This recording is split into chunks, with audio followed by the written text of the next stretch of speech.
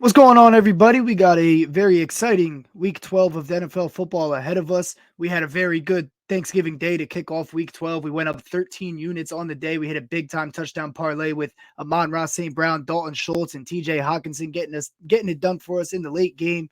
That brings us to a total of plus 47 units in the last 5 weeks alone. And that fifth week is only counting Thursday so far. We got a whole weekend of football ahead of us. Let's get right into it. I got some plus odds player props. Hit that subscribe button because this is just a little appetizer for what we're going to do tomorrow morning and what we do every week of the NFL. Pretty much 7 days a week at this point. We're going to give you the best props and the props that have given us a 47 unit lead on the sports books this season alone in the last 5 weeks. So I'm going to get right to it. We got Terry McLaurin over 4.5 catches plus 124 on FanDuel. It's also plus 125 on PointsBet I saw, but I know not as many people have access or have an account with PointsBet. So you're only eating a little point there. Plus 124 on FanDuel is good enough for me. He's hit this in 6 out of 11 games, but he's hit this in 4 out of 5 with Taylor Heineke. The one miss he had with Taylor Heineke so far was last week against the Texans. They didn't really need to throw the ball. They didn't need to have any late game heroics. Like, I think the Falcons might keep this one close and stay in the game here. He's averaging 8.6 targets and 5.6 catches in 5 games with Heineke so far. And the Falcons defense, man, they are abysmal when it comes to the pass game. They are 29th in passing yards allowed, 28th in opponent completion percentage. They're also 30th in sacks per game, so they get no pressure. Taylor Heineke will be able to nickel and dime to his favorite receiver, Scary Terry, here, as many other quarterbacks have been able to do to the Falcons this year. And the proof is in the pudding with that statement. Versus the Falcons right here, this is what some pass catchers have done, right? Week 1, we had Jarvis Landry with 7 catches, Michael Thomas with 5. Week 2, we had Cooper Kupp with 11, Tyler Higbee with 7, Allen Robinson with 4. Week 3, Tyler Lockett with 9, DK Metcalf with 5. Week 4, Donovan Peoples-Jones with 5, David Njoku with 5 also. The next week, Leonard Fournette had 10. Chris Godwin had 6. Kate Otten had 6. Scotty Miller had 4. Mike Evans had 4. Brandon Ayuk had 8. George Kittle had 8. Debo Samuel had 7 in the next week. The week after that, Tyler Boyd had 8. Jamar Chase had 8. T. Higgins had 5. Hayden Hurst had 6. You guys get my point. I'll keep going because I got more. DJ Moore had 6 the week after that. Chenault had 5 in the same week. Terrace Marshall also had 4. I know that's right on the hook in this one, but is what it is. Josh Palmer for the Chargers had 8. DeAndre Carter had 5. Gerald Everett had 5. Michael Bandy had 5. Eckler had 7. That's all in the same game there. DJ Moore had 4. Darnell Mooney had 4 as well. So, teams are doing this. They're nickel and diming all the way down the field. Taylor Heineke's favorite target by far is Scary Terry McLaurin. So I'm riding with him. I'm not too worried about other guys stealing catches. Samuel has averaged 2.8 catches on 4.4 targets in 5 games with Heineke, and Dotson has 2 catches on 3 targets in total in 2 games with Heineke so far since coming back from injury.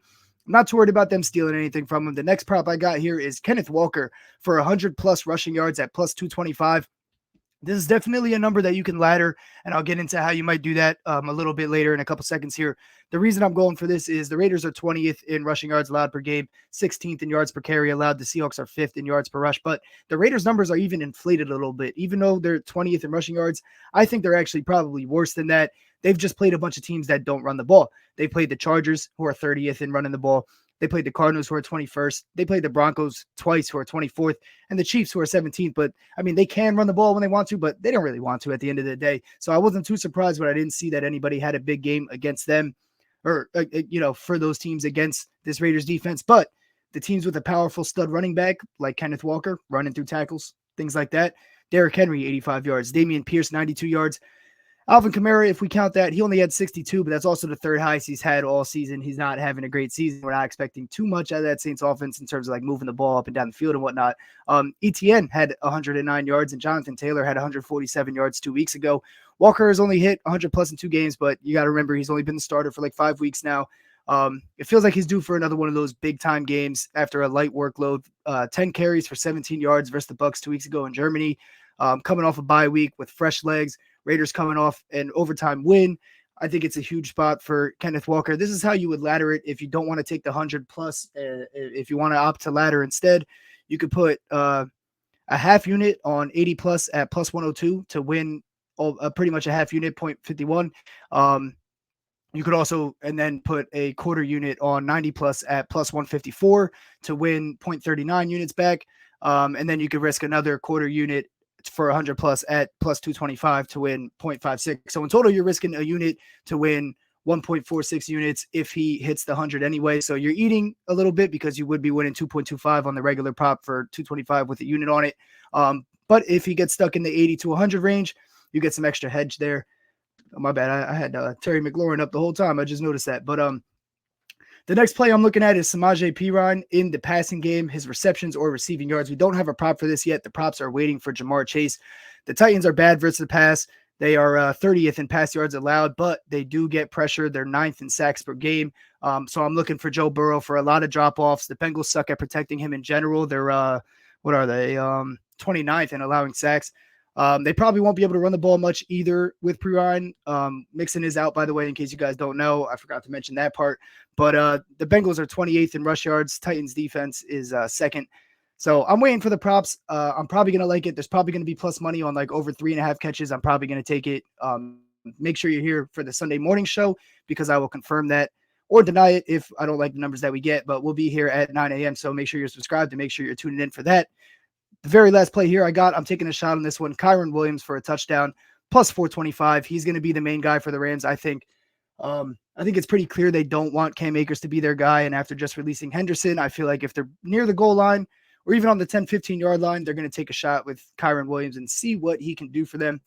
Hopefully he gets like a 15-yard screen pass to the house or a drop-off or even a run when they're on the 5-yard line. We shall see, but I'm taking a flyer on that. I'm taking a risk. I don't have much analysis behind it, except for the fact that I think he has a chance.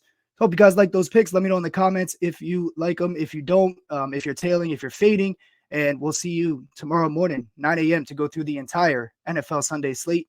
Me and Chad, we're plus 47 units in the last 5 weeks, so we're going to try to add to that as we always do. Hit subscribe and hit like also if you're still here with me as I'm butchering this outro. Peace.